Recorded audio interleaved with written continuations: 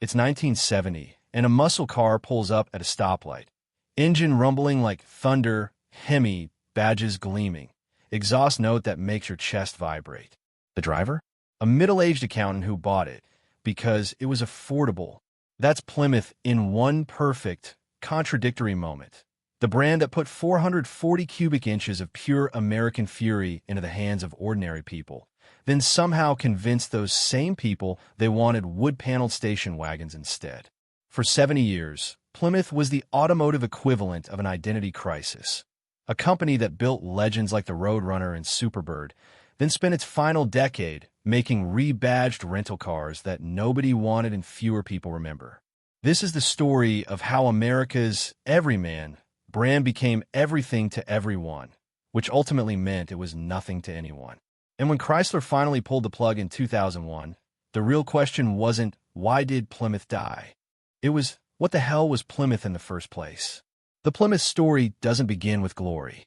It begins with salvage. Before Plymouth ever rolled off an assembly line, the name was born from the wreckage of industrial failure. In 1904, the Maxwell Briscoe Company emerged as one of America's automotive pioneers, building a sprawling factory in Newcastle, Indiana that would serve the industry for a full century, all the way until 2004.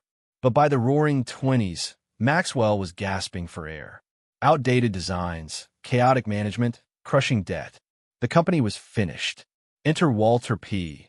Chrysler, a man who saw opportunity in ruins. He didn't buy Maxwell for its name or reputation. He bought it for the bones, the factories, the production lines, the infrastructure.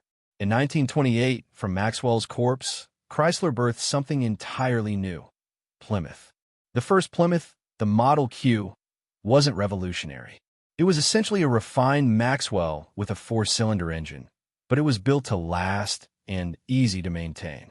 Plymouth's mission was crystal clear from birth: go toe-to-toe with Ford and Chevrolet in the budget segment while delivering more value, more features, more bang for your buck. There was just one catch. Plymouth didn't even have its own dealers. It was sold in Chrysler showrooms, a cost-saving move that would haunt the brand for decades, forever trapped in someone else's shadow. And here's a detail that tells you everything about Plymouth's identity. The logo was the Mayflower, that iconic ship tied to America's founding myth. Noble, right? Except the name Plymouth didn't come from maritime heroism. It came from Plymouth binder twine, agricultural rope famous among farmers for being cheap, strong, and utterly reliable. That was Plymouth. Not glamorous, just dependable. As the 1930s crashed in with the Great Depression, Plymouth didn't just survive. It thrived. While competitors crumbled, Plymouth quietly climbed to third place in the entire American market, trailing only Ford and Chevrolet. The 1931 Model PA was the turning point. Its 190 cubic inch engine with 3.1 liters of displacement cranked out 56 horsepower, enough to handle America's rough, unpaved roads with confidence. This wasn't just another cheap car anymore. This was a car people actually wanted. But what truly separated Plymouth from the pack was how it tackled the biggest complaint about budget cars. They rattled and shook like farm equipment. Plymouth introduced floating power technology, mounting the engine on rubber isolators instead of bolting it rigidly to the frame. The advertising slogan summed it up perfectly: smooth as an 8, economical as a 4. And it wasn't just marketing spin. People could feel the difference. Of course, Plymouth stumbled. In 1933, the Model PC used a wheelbase that was way too short, resulting in awkward proportions and sketchy handling. But here's where Plymouth showed flexibility. They quickly borrowed Dodge's longer 112-inch chassis, creating the Model PD. Problem solved. By 1939, Plymouth hit its stride, producing 417,000 vehicles in a year when the economy was still fragile. In that same year, they pulled off something remarkable: the 1939 Plymouth Convertible Coupe, a mass-market car with a power-folding top.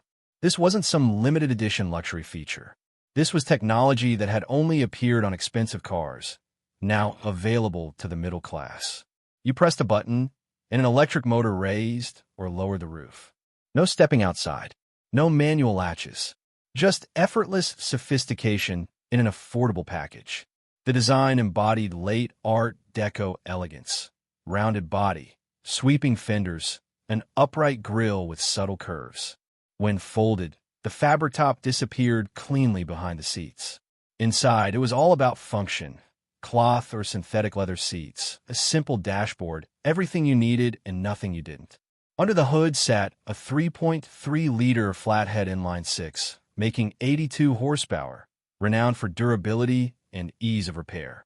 The 1950s arrived, and America was sprinting toward the future. Automakers were locked in a design war, and for a brief, shining moment, Plymouth was actually leading the charge. In 1955, Plymouth launched the Belvedere to battle Chevrolet's Bel Air head-on.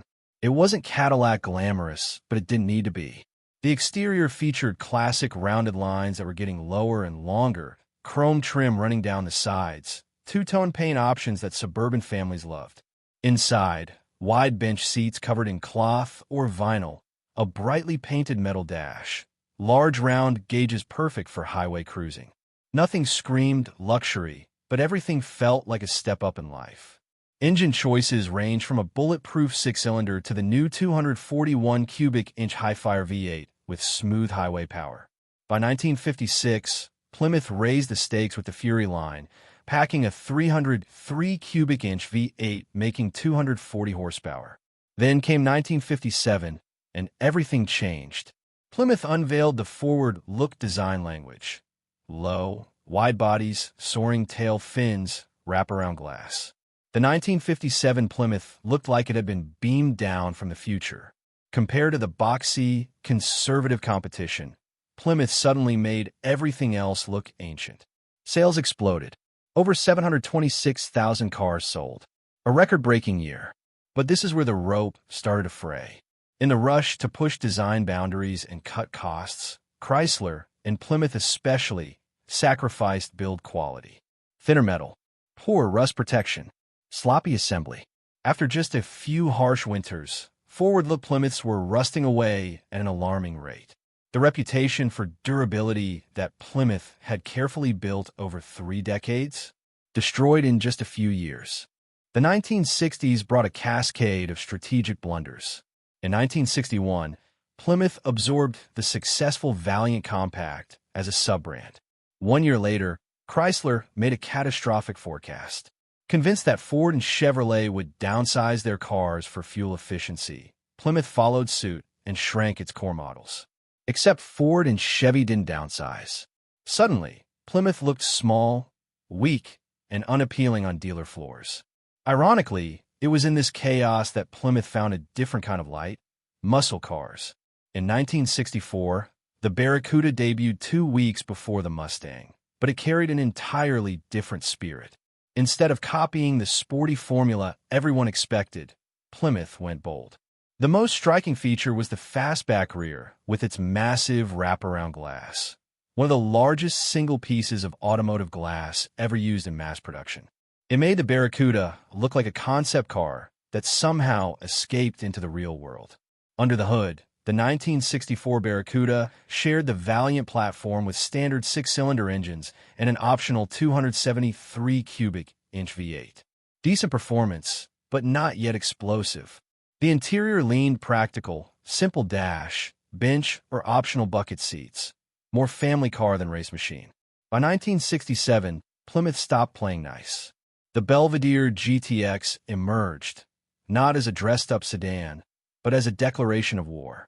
Flat hood, stripped-down grille, discreet but defiant GTX badging. Under the hood was the soul of the beast, a 7.2-liter 440 Super Commando V8 cranking out over 375 horsepower, with the optional 426 Hemi for those who refuse compromise. Inside, it was Spartan. Bucket seats, round gauges, thick steering wheel, driver-focused, not comfort-obsessed. In 1968, Plymouth birthed the Roadrunner from one simple idea: strip away everything that doesn't make the car go faster. No excess chrome, no fancy interior, no pretense of luxury. The design was raw and honest, a clean Belvedere coupe body, minimalist grille, and the Roadrunner bird logo serving as a cheeky wink to those in the know. Standard power came from a 383 cubic inch V8, making over 335 horsepower, with optional 4-barrel or 426 Hemi engines for true speed addicts. The Barracuda kept evolving, sharing the E-body platform with the Dodge Challenger. But here's where internal competition killed it. The two cars were too similar, and the Challenger, with its stronger image, gradually stole the spotlight. By 1974, the Barracuda was dead, closing Plymouth's muscle car chapter. During this period, the Valiant became Plymouth's most critical asset. It was simple, a compact car, durable, easy to fix, true to the old binder twine spirit. By 1971, Valiant sales hit 250,000 units, an impressive number as the overall market contracted. In 1972, Plymouth pushed further with the Scamp, essentially a rebadged Dodge Dart. Result?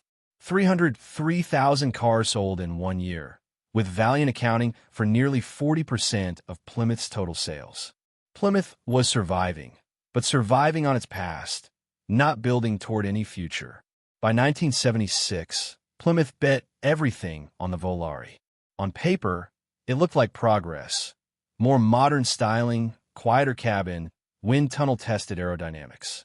The Volaré was marketed as the Valiant's worthy successor, a more upscale, refined compact. Reality was brutal. The Volaré became a quality catastrophe. Bodies rusted early. Hoods flew open while driving. Front suspension components failed. Unacceptable defects for a family car. In its first year alone, Chrysler issued 8 major recalls. The Volaré didn't just drive customers away from Plymouth. It shoved the entire Chrysler Corporation to the brink of bankruptcy. While the Volaré destroyed trust, another path quietly brought in sales, front-wheel drive compacts. The Plymouth Horizon, based on European platforms, didn't carry traditional American character, but after the oil crisis, it was exactly what the market needed. Fuel-efficient, easy to drive, and sold reasonably well through the late 70s. As the 1980s dawned, Plymouth no longer had the luxury of chasing passion or identity. Chrysler was bankrupt, and the man brought in to save it was Lee Iacocca. Along with government loans, Iacocca brought a ruthless philosophy. Build as few models as possible, sell as many as possible. The Plymouth Reliant emerged as the good enough car. Front-wheel drive, lightweight, fuel-efficient, cheap to build. The standard engine was a 2.2-liter four-cylinder with an optional 2.6-liter Mitsubishi unit, even branded as Hemi because of its hemispherical combustion chambers, a detail that made traditional Plymouth loyalists cringe. But the market didn't care. The Reliant was named Motor Trend Car of the Year in 1981, and over 9 years, the K-Car platform sold over 1.1 million vehicles. A rare, historically significant bright spot arrived in 1984, the Voyager. The minivan wasn't glamorous, but it fundamentally reshaped how American families moved. Sliding doors, low floor, spacious interior, even the first integrated cup holders. The Voyager was so successful it transcended Plymouth itself, becoming a lifeline for the entire Chrysler Corporation. But from this point forward, the old problem returned with new packaging, badge engineering. Plymouth became a warehouse of Dodge cars with different grills. The Sundance launched in 1987 to replace the Horizon. In theory, more modern, more powerful, even offering a controversial V6 Duster variant. In reality, a car that didn't know what it represented. The Acclaim appeared in 1989 as the K-Car's successor, selling decently its first year before being crushed by a wave of refined Japanese competitors. The Grand Fury was even worse, using the outdated M platform dating back to the 1976 Volaré era. Heavy, obsolete, surviving only on fleet orders. By the late 80s, the truth was undeniable. Plymouth was no longer an independent brand. It was just a badge within the Chrysler ecosystem. Dodge built sporty cars, Chrysler built luxury ones, and Plymouth handled everything else. The 1990s marked Plymouth's final phase, a bitter paradox where the brand's best cars were the ones it wasn't allowed to make desirable.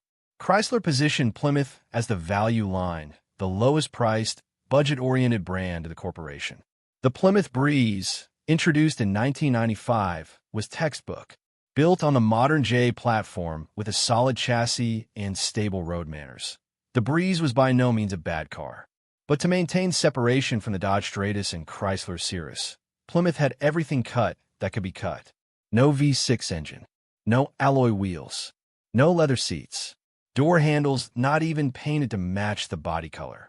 The Neon, launched in 1995, brought genuine hope. Its 2.0-liter engine producing between 132 and 150 horsepower made the Neon quicker than most Japanese rivals in its class. Lightweight chassis, responsive steering, engaging driving feel. Engineers genuinely liked this car. But then small, almost petty decisions undermined its image. Manual rear windows, cheap interior materials, illogical option cuts. In 1997, Plymouth launched one final symbolic strike, the Prowler. Born from a 1993 concept, the Prowler was a modern hot rod with an aluminum frame, exposed front wheels, and a look ripped from a comic book. But beneath that shocking exterior sat a 3.5-liter V6, making just over 200 horsepower, far too weak for its appearance. The trunk was so small Plymouth had to sell it with a matching luggage trailer. Behind the scenes, a plan once seen as Plymouth Salvation was quietly pulled away. The PT Cruiser, a retro-styled model originally designed to launch under the Plymouth badge, nostalgic, distinctive, exactly what Plymouth needed, was kept by Chrysler at the last moment. Plymouth lost its final chance to redefine itself. In 1998, the DaimlerChrysler merger was announced, a transatlantic marriage of German engineering and American scale. But when German executives examined Plymouth's lineup, they didn't see a brand. They saw four names: Voyager, Breeze, Neon, Prowler. No distinct segment, no clear positioning, no reason to exist independently. The numbers told the whole story. Plymouth once reached a sales peak of around 973,000 vehicles in 1973. By the late 90s, that figure had collapsed to below 200,000. Within a corporation struggling to streamline globally, Plymouth became a question no one could answer. Why keep it all? In 1999, the decision was made. By 2001, Plymouth officially disappeared from American showrooms. A brand once tied to the binder twine of American farmers faded away like a single line item in a financial report. But if we say Plymouth died because of a merger or economic downturn, that view is far too simple. Plymouth didn't die because of the market. It died because no one within the corporation knew what to do with it anymore. For decades, Chrysler allowed 3, sometimes 4 brands to crowd the same segment, competing against each other. Plymouth was forced to be cheaper than Dodge, but not allowed to be different. Expected to sell volume, but not allowed to be desirable. The automotive industry offers clear, contrasting examples. Toyota recognized Scion had fulfilled its mission and shut it down before the brand became meaningless. Ford sacrificed Mercury to save Lincoln. Plymouth was treated neither way. It was neither redefined nor released in time. What remains isn't anger, just quiet regret. Plymouth once stood for everyday America, for real value, for the idea that good technology shouldn't be reserved only for the wealthy. When that idea disappeared, the name Plymouth no longer had a reason to exist. If you have memories of an old Plymouth, a '98 Breeze, a well-worn Voyager, or even just a faded ship logo hanging in your father's garage, leave them in the comments below. And if today's story about Plymouth made you pause to remember an old car, hit like on this video. Subscribe so you don't miss other forgotten stories about the brands that once shaped America. See you next time.